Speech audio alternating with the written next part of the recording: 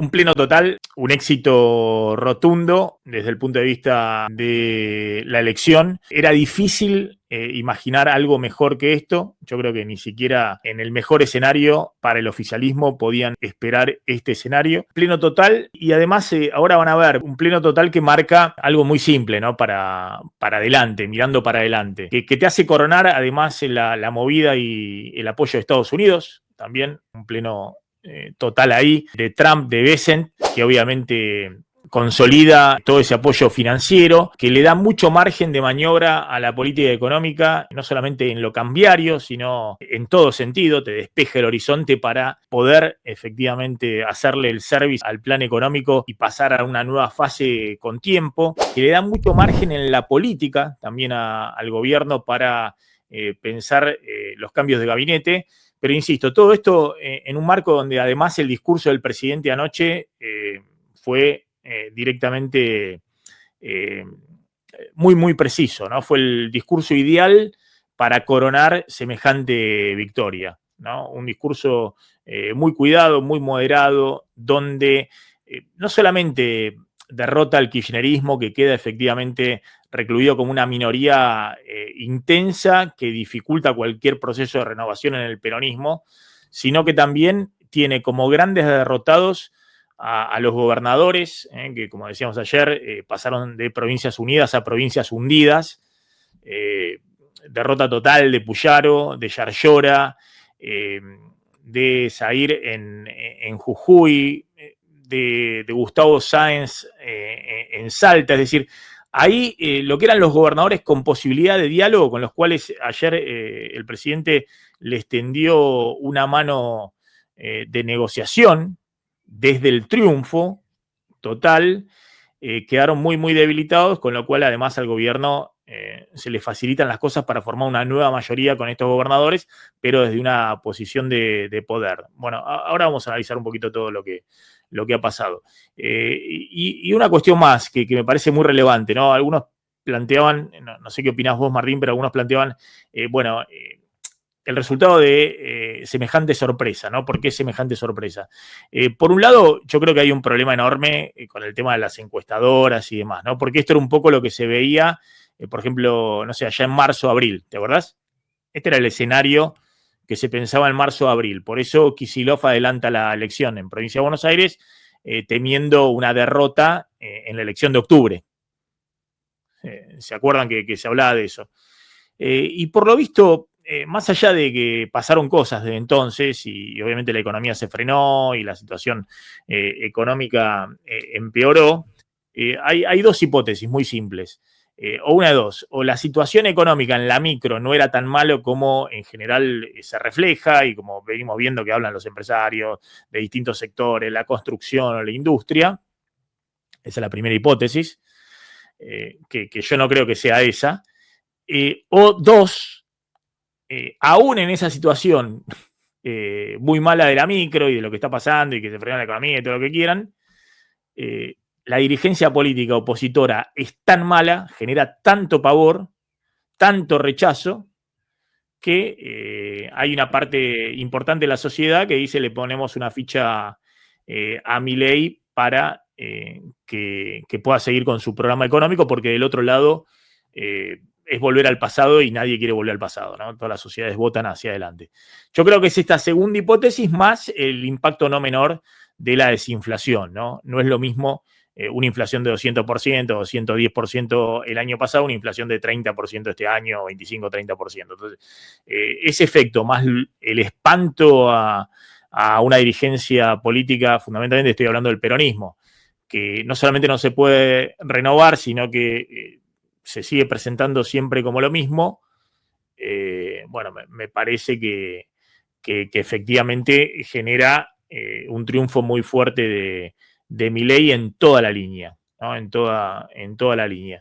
Y le abre grandes perspectivas justamente para hacer algo distinto de lo que hizo en la primera etapa de gobierno, básicamente ir a institucionalizar acuerdos políticos o algunas cuestiones básicas como el equilibrio fiscal, más allá de las reformas que se plantean para el año próximo, pero fundamentalmente un acuerdo respecto a las reglas de juego de la economía, ¿no? Algo que veníamos insistiendo hace rato.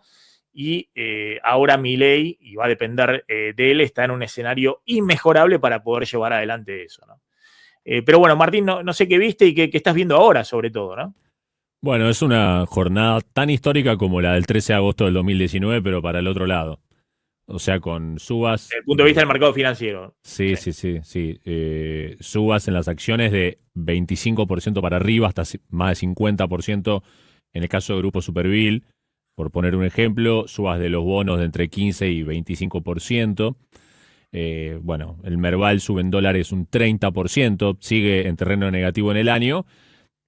Pero bueno, 1816 sacó un informe a la 1 de la mañana más o menos, donde ponía una lista de las mayores 10 subas del Merval de los últimos 30 años y la suba más grande era 18% y ahora estamos en 30%. O sea, estamos muy por encima de la suba más grande de los últimos 30 años para el índice de acciones en Argentina. Se configuró como una película de Hollywood, ¿viste? O sea, cómo se llegó a esa voladura, porque no es Es que solo había la un noticia. escenario muy negativo, se esperaba lo peor y resultó lo mejor Sí, la posible narrativa para... estaba muy apalancada a la baja. O sea, venía la elección de la provincia. Ya antes con lo de Españolo, ahí se empezó a romper todo, ¿no? Y el Merval perdió la tendencia alcista. Vino la elección de la provincia, todo mal. Después vino lo de Spert, etcétera, etcétera. Y era todo barranca abajo. Tanto que no habían surtido prácticamente efecto los anuncios del rescate de Estados Unidos, que es algo de una magnitud inmensa también. Y por el miedo a la elección, todo había quedado supeditado a eso, exacerbado por ese mensaje amenazante de Trump respecto del apoyo o no en función del resultado electoral. Bueno, por eso te digo que estaba muy apalancada la expectativa a la baja, un pesimismo muy grande y todos mirando la elección, ¿no? Y bueno, arriba de eso ponele que el resultado estaba afuera de cualquier pronóstico, o sea que no estaba para nada incorporado a los precios. Con lo cual es la sorpresa de la sorpresa de la sorpresa. Y hoy tenés a todos los diarios o los periódicos financieros del mundo con nota de tapa Milei así con los brazos arriba y histórico triunfo, ta, ta, ta, ta, ta.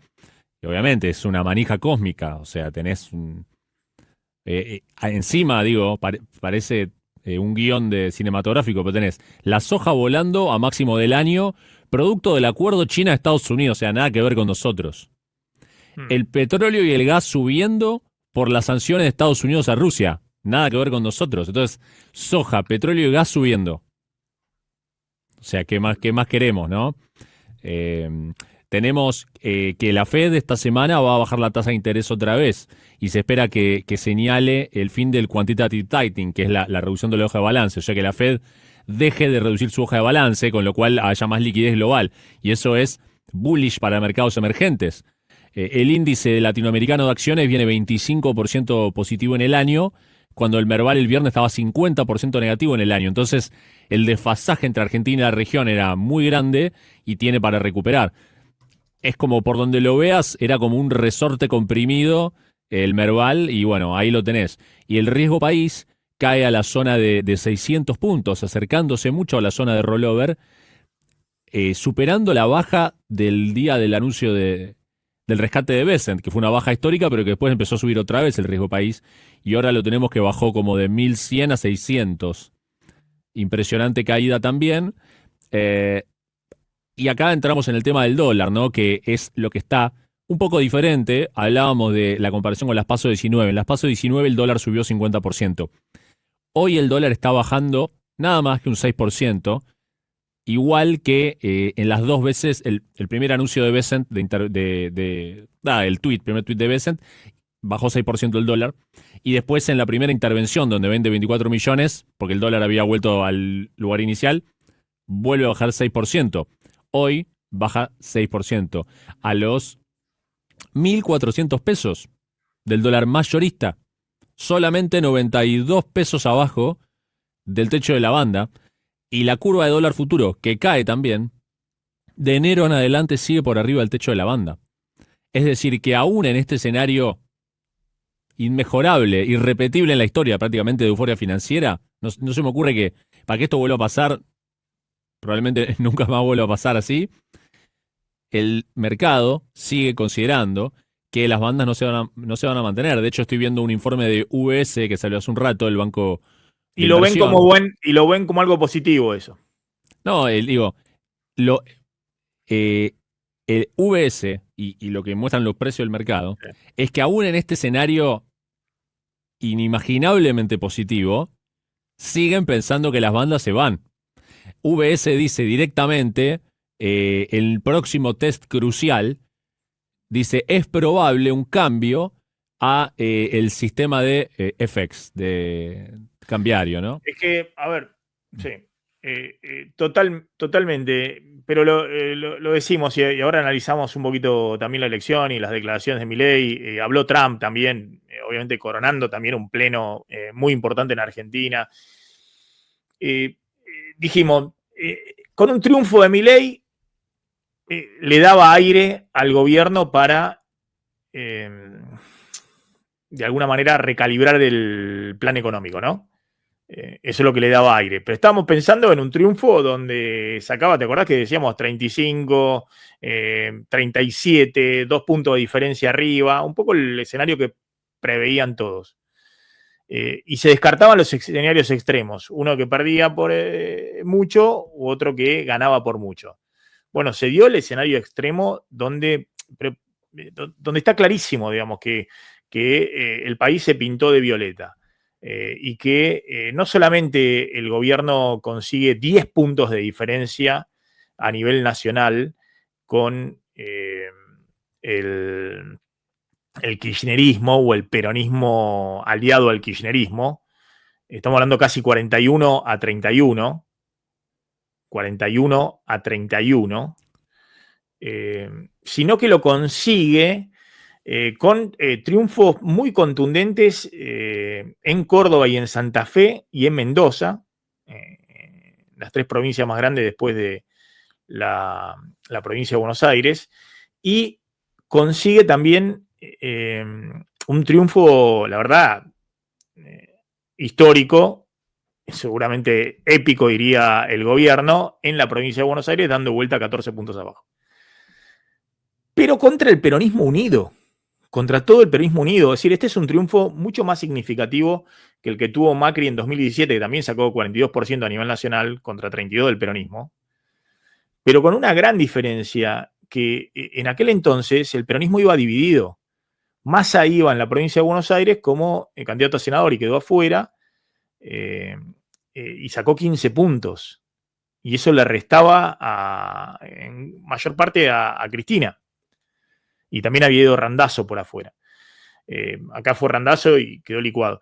Entonces, no solamente vence al peronismo unido en la provincia de Buenos Aires, sino que vence a los oficialismos que se le habían plantado fuertes en Santa Fe, en Córdoba, en esto de Provincias Unidas. Y los derrota muy bien, muy contundentemente.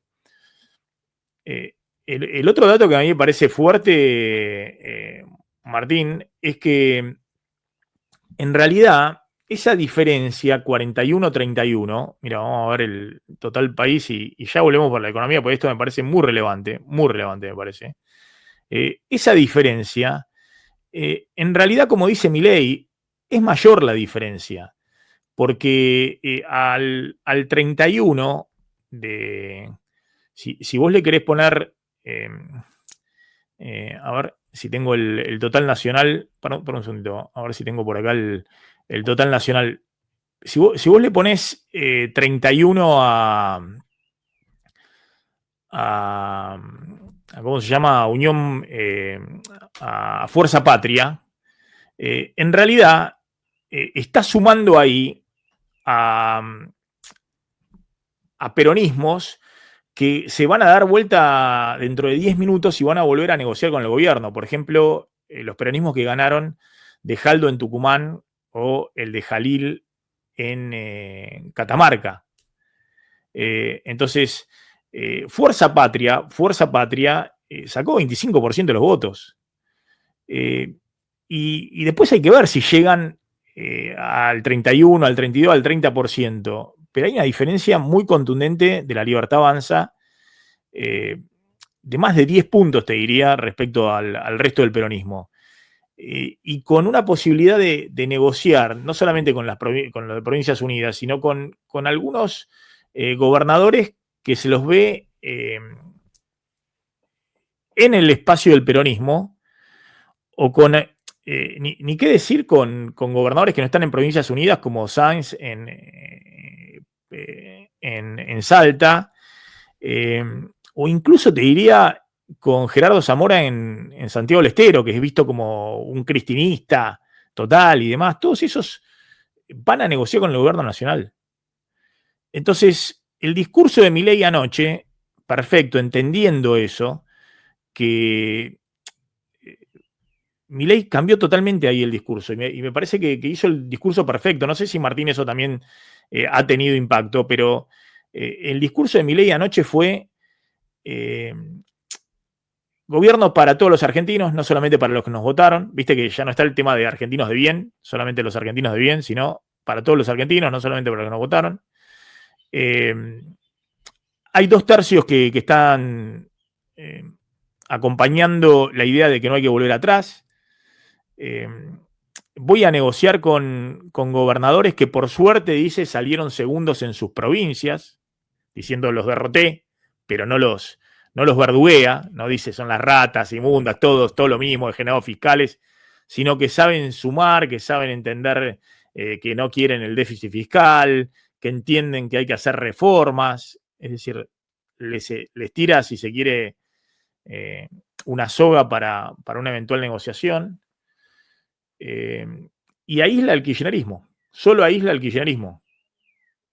Dice, del otro lado solo tengo al kirchnerismo. Todos los demás podemos dialogar, serán más de derecha, más de centro, más de izquierda, pero hay ciertos acuerdos básicos que podemos dialogar. Entonces, tiene una gran chance de sumar mayorías muy importantes en el Congreso y salir de esta lógica de solo consigo 1/3 para parapetarme y blindar vetos o blindar un eventual juicio político. Dicho sea de paso, está con más de 1/3 muy holgado, más de 100 diputados entre los aliados del PRO y demás, 110 diputados, es decir, primera minoría. Y en el Senado de las 8 provincias que fueron ayer, se votaron senadores, la Libertad Avanza ganó en 6, y en otra que fue en Río Negro sacó por lo menos un senador, una senadora, está discutiendo porque hay una diferencia mínima si se quedaba con los 2 senadores o con una. Y solo no ganó en Santiago del Estero, donde salió tercero, que salía segundo, metió un senador más. Entonces sumó 13 senadores. Tiene 18 o 20 senadores propios, más los que suman en el PRO, más los acuerdos que puede hacer con Provincias Unidas, más los acuerdos que puede hacer con el radicalismo. Verdaderamente se le abre al gobierno la posibilidad de armar una nueva mayoría, si va a buscar los consensos, ¿no? Los consensos en base, por ejemplo, al equilibrio fiscal, los consensos de un nuevo presupuesto 2026, y da toda la impresión de que el gobierno va a buscarlo, ¿no? Y lo mismo los cambios de gabinete. Los cambios de gabinete le dan mucho aire para, lo dijo el propio Milei, para esperar hasta diciembre, Martín.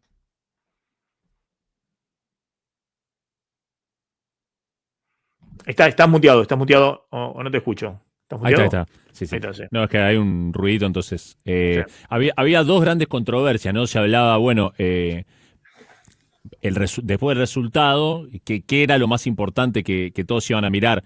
Tengamos en cuenta que igual, como el resultado es tan apabullante, un poco que hace replantear eso, ¿no? Porque se esperaba, bueno, si el gobierno la remonta y no pierde, logra empatar y llega arañando, bueno, ¿qué aprendizaje autocrítica va a ser para después?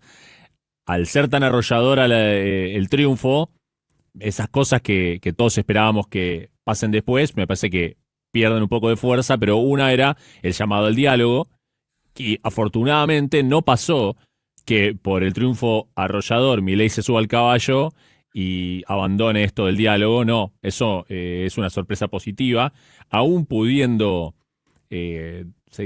humillar a los demás y demás como venía haciendo, no eligió ese camino y yo creo que eso es muy positivo y que de hecho informes de los bancos que estoy viendo internacionales que están saliendo en este momento toman nota de eso, ¿no? Como algo positivo.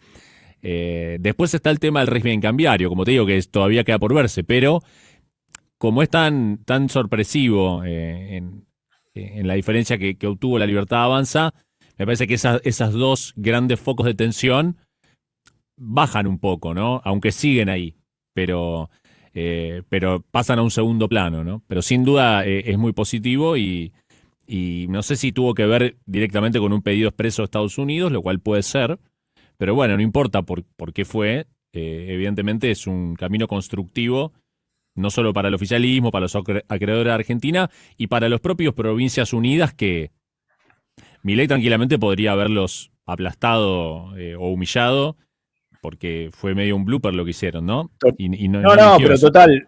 total. Vos fijate, Martín, un poco lo que decíamos, ¿no? El gobierno gana Buenos Aires, una remontada histórica.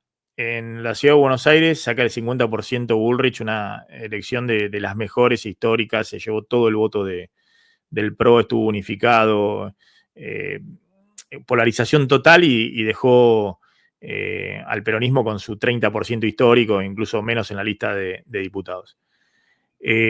Después, arrasa en Entre Ríos.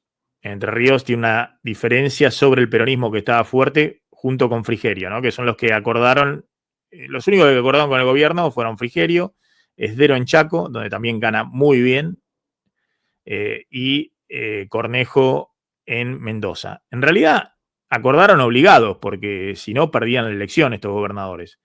Y ganaron prácticamente 50% de los votos, triunfos muy categóricos. Y el gobierno va con un armado propio que chocaba electoralmente con el armado, con la gestión, en Santa Fe, que ni siquiera acuerda ni con el PRO va con Puyaro, en Córdoba, donde no hace armado ni con el PRO ni con el radicalismo, que eran los fuertes ahí, y se queda con todo. En Córdoba le gana a Schiaretti y Yarlora, pero le gana muy contundentemente, y en Santa Fe lo deja tercero a Puyaro. Entonces, es un triunfo que lo pone en un poder de negociación muy, muy grande, además de lo que representa eso en términos de lo que puede venirse para 2027, ¿no?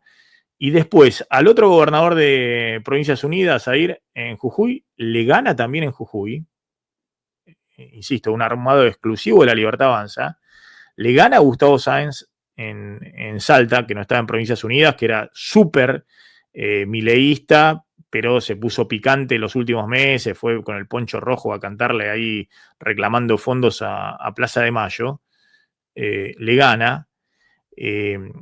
Gana en diputados en Río Negro también.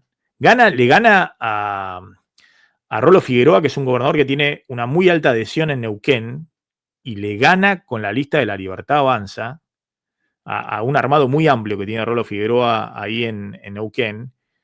En Chubut terminó ganando. En Chubut le termina ganando. Mirá, le gana a Nacho Torres en Chubut, al otro gobernador que era la esperanza de la Libertad Avanza en Chubut, ¿no? ¿Estoy bien? Perdón, de la Libertad Avanza, del PRO en Chubut, ¿no? Salió, sí, ¿no? Salió primero la Libertad Avanza en Chubut. Entonces venció a todos los gobernadores de Provincias Unidas en sus distritos. Creo que el único que salvó la ropa, ahora estoy viendo a Martín, fue de los 6 gobernadores, los únicos que salvaron la ropa fueron Gustavo Valdés en Corrientes, que fíjate, le gana por un puntito a la Libertad Avanza a Virginia Gallardo, que era la diputada nacional de la Libertad Avanza, un puntito arriba, 1,3. Y el otro que salvó no salvó la ropa, el otro perdió también, que es Vidal en Santa Cruz, que la Libertad Avanza, mira, gana finalmente ahí el kirchnerismo, vuelve a ganar porque tiene una interna muy fuerte con el gobernador, gana el kirchnerismo, se queda con 2 bancas, Fuerza Santacruceña, que es la Fuerza Patria en Santa Cruz, pero ahí a menos de un punto, a 0,5, menos de 0,5 queda la Libertad Avanza, y queda tercero muy lejos la lista del gobernador Vidal. Entonces, los gobernadores de Provincias Unidas están hundidos, pero el gobierno, en vez de pisotearlos, les tiende la mano y le dice, bueno, ahora vamos a hacer un acuerdo para hacer una nueva mayoría y construir los consensos. Entonces, la verdad que electoralmente es un escenario ideal. Ideal. Mejor que esto no se podía pensar. Y la que fue el artífice electoral de todo esto fue Karina Milei. Con los memes, por eso. Salió el pleno de Karina, Maxi. Sí, la verdad es que salió el pleno. La Argentina a veces te da sorpresas. Contra todo lo que se podía pensar respecto... Bueno, también es cierto que atravesaste momentos muy, muy críticos y fue clave el apoyo de Estados Unidos. Pero el gobierno pasó, si se quiere, por una... ¿viste? Por ¿cómo se llama? Por el ojal, ¿no? Por el agujerito, un alfiler, donde tenía que pasar. Bueno, pasó por ahí y yo creo que ahora se le ensancha todo el panorama. ¿El panorama para qué? Y bueno, el panorama para lo que todos dicen que hay que ir. Pero todos dicen, está claro, y de no cometer los errores que te llevaron a esa situación que te comprometió el gobierno. Y básicamente creo que es ir a un régimen de flotación cambiaria. Es decir, la Argentina y ahora, nosotros decíamos, ¿te acordás que decíamos que si el gobierno ganaba, tenía la posibilidad en algún momento, obviamente iba a dejar pasar varias semanas, y tal vez a fin de año, decir, bueno, vamos a una nueva fase del programa económico,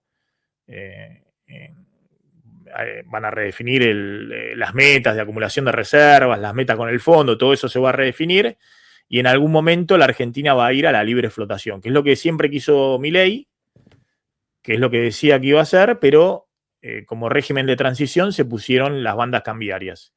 Y en esa libre flotación, mirá lo que te digo, aparte tiene que ir a la libre flotación porque a partir del año que viene ya tenés la remesa de utilidades y dividendos, o sea que tenés que abrir la cuenta capital para que te entren también dólares, porque se van a ir dólares por utilidades y dividendos. Y en la libre flotación veremos dónde queda el dólar de equilibrio. Si hay un ingreso de capitales brutal, por ahí el dólar de equilibrio queda más bajo. Y si no, tendrás un dólar de equilibrio más alto como has tenido hasta ahora, que subió 40% desde abril, desde que pusiste las bandas cambiarias, subió 40% el dólar hasta el techo de 1.500, ahora debe estar 30-35% de suba. Y la inflación siguió en el 2%, es decir, estás con un tipo de cambio real más alto del que tenías a principio de año, tenés todo el apoyo del FMI y de Estados Unidos, no estás atado a un tipo de cambio fijo, lo único que te falta hacia adelante, para terminar de coronar, es lo que te pide, lo que vos decís, Martín, que te pide todo el mercado, que es en algún momento ver que el Banco Central y en particular el Tesoro empiezan a recomprar dólares, ¿no? Yo creo que no van a cambiar el régimen cambiario, Maxi. O sea, me parece que lo dicen de todas las maneras posibles y me parece que lo dicen de verdad.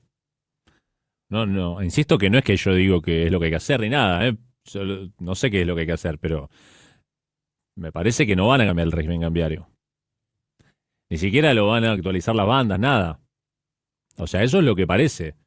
Y ahora ya pasaron las elecciones y no podemos pensar, no, bueno, ya no lo pueden decir. No. Hoy lo volvieron a ratificar. Está bien, Martín, pero bueno, eso lo tenés que que ratificar hasta que en algún momento lo cambiás, como fue el tema del Krolimpek en su momento. Pero ellos aclararon, el Crawling Pack no tenía esto, que como las bandas son divergentes, se van ampliando y en un momento son irrelevantes, ¿no? Que está diseñado desde el principio para irse solo, digamos. Es como una cosa que se desvanece. Entonces no necesita cambiarse. Esa es la explicación que le han dado tantas veces. Pero De hecho, discúlpame, igual Martín, sí. mientras la inflación está en el doble de la banda, del techo de la banda, porque el piso de la banda no es relevante, eh, la, la banda no va hacia arriba, va hacia abajo en términos reales. Sí. El techo se te va bajando en términos reales. Lo que decíamos, el techo de principio de abril o de abril a valores de hoy, el techo de 1400 a valores de hoy era un techo de 1650, ¿te acordás? Sí. Pero bueno, ellos considerarán que la inflación bajará después y que irá recuperando la competitividad a la banda, no sé. Supongo eso. Yo creo que si el gobierno quiere seguir con las bandas cambiarias, digamos, bandas cambiarias Argentina no va a tener indefinidamente. En algún momento va a tener un sistema de libre flotación. No vas a tener banda cambiaria. Serías el único país en toda Latinoamérica que tiene banda cambiaria. No va a ser eso. Pero si ellos quisieran hacerlo, bueno, lo podrían hacer, pero sin comprar reservas, ¿no? Sí, bueno, también depende del riesgo país, ¿viste? Si el riesgo país baja mucho y abren la cuenta capital y empiezan a entrar dólares por la cuenta capital, eh, podés no comprar reservas. Podés comer, bueno, claro. Podés no. No, por ahí comprar reservas, digamos, para que no se te aprecie mucho el tipo de cambio, digamos, ¿no? Sí, no sé, yo digo, es lo que veo que ellos dicen y las acciones que hacen en base a lo que dicen. No sé si está bien o mal, ni idea, pero me Sí. parece que eso es lo que dicen y que es lo que van a hacer. Y más con el resultado que tuvieron. Sí, O sea, hacia adelante de todas maneras, porque una cosa es el momento de euforia, ¿no? Y de euforia financiera y demás. Hacia adelante, el Banco Central está menos 11.000 millones de dólares si no contás el préstamo con el FMI, de reservas netas, ¿no? Eso hacia adelante. Y el Tesoro está con 100 millones de dólares o 200 millones de dólares de depósitos. Entonces, y el gobierno quiere ir a un esquema de refinanciación de la deuda, digamos, de baja del riesgo país a 400 puntos, ¿no? Por debajo de 500 puntos.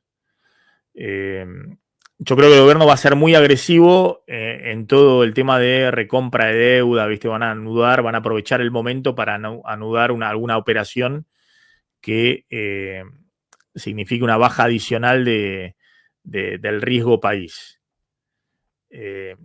Para poder volver a emitir deuda para no tener que usar un swap de Estados Unidos para cubrir vencimiento de deuda.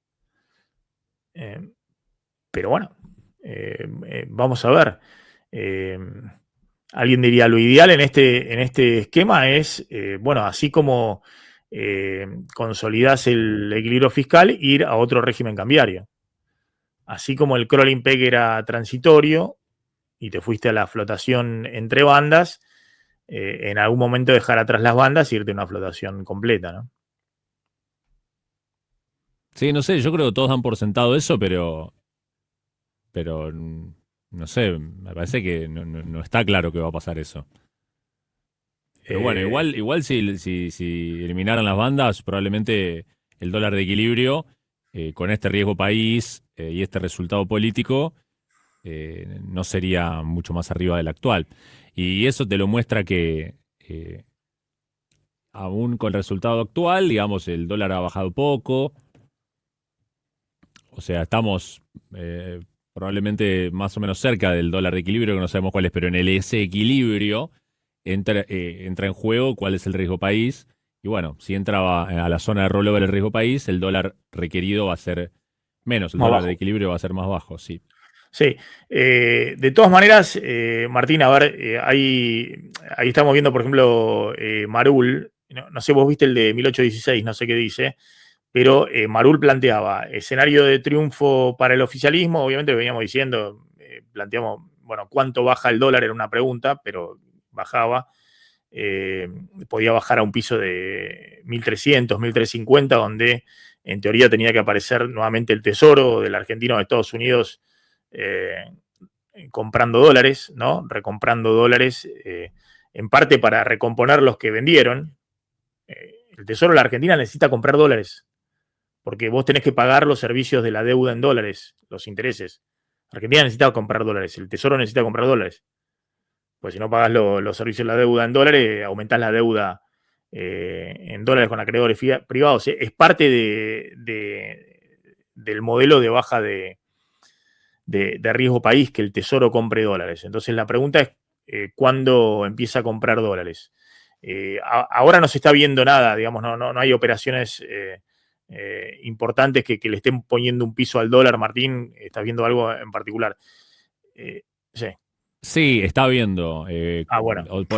Por eso te digo que el dólar arrancó 1.350 y ya está en 1.414. O sea, Bueno, por está eso. viendo demanda y no Por sé eso. quién es. Por Entonces ahí ahí está Besant, comprando o el inclusive. Tesoro de los Estados Unidos o está Mm. comprando el Tesoro argentino para Sí. recomponer parte de los 2.000 millones de dólares que vendió en el camino, ¿no?